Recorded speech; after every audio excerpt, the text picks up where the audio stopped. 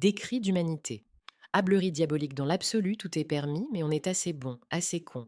Est-ce notre éducation, la peur de l'inconnu mortel, la crainte de ne pas vivre la frayeur de l'internement, de l'enfermement, du jugement? Est-ce nos lectures, ou le néant de la nature chaos? Il ne fait point beau naître un homme, notre laideur, et nos impuretés à ruminer, que la vie est vache, putain. Vertige d'indéfini vide infini, des mots pendus en suspension entre deux morts, émeutier, anarchisant, artificier pyrotechnique, apatride, agitateur, athée de la pensée berger, éclairé misanthropique, mettre en scène son ombre fatiguée, sombre, pamphlétaire, aprosaïque, moa farouche, atterré, schizo clairvoyant, infiltré par facilité, par lâcheté, par nécessité, peut-être pour jouer les victimes. À l'apéro, la mort paye sa tournée penseuse mécanique ou électrique, ou électronique, ou virtuelle, ou poétique magnétique, ou vulve plastique, ou latex, ou corps loué d'âmes absentes, ou virtuelles, ou réel passionnel charnel, noircir sa vie de crayon de gris, des écrits, pour noyer sa singulière réalité, mine de vaincu, exacerbée par l'environnement ambiant.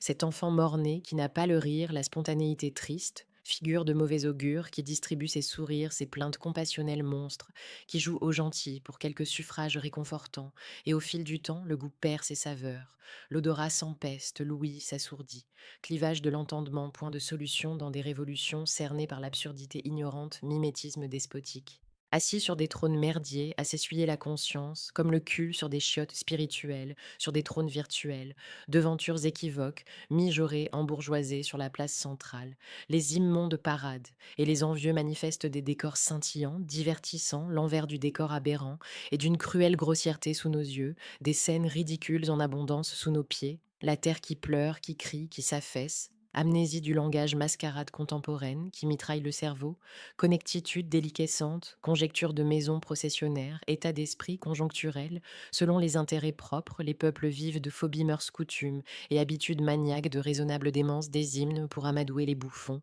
des cons barbares sur l'échiquier folies illimitées de la bête la plus ignoble habitant la planète, l'être évolué, disent-ils, d'horribles disciples, décrépits, démoniaques, démiurgent les forces décuplées de la mondialopole folle humanilière, en route vers la surpopulation en croissance économique pour les bénéfices raréfiés, gaspillage, torpillage des ressources, nos chimistes, nos médecins qui créeront des mutants transgénétiques, des bêtes transcendées. Bien pire, encore le progrès qui décimera des nations, le règne animal qui ne sera plus que captivité, des gens qui ne respireront plus qu'avec des scaphandres d'oxygène connectés, les pauvres crèveront d'inanité, les cons ennoblis continueront de régner des spectres visqueux, mouillants, bavant bandants. Osmose libertine du sexe, consacré sacré de la modernité, compétition matérialiste de fade rodomontade, l'ego supplantant la communauté, communautés superficielles qui perdent leurs identitarismes aliénés, bêtes fornicatrices qui abusent de leurs sœurs, qui violent leurs enfants, et même des juments, le grand singe masturbateur braderie quotidienne d'un canular carnavalesque burlesque,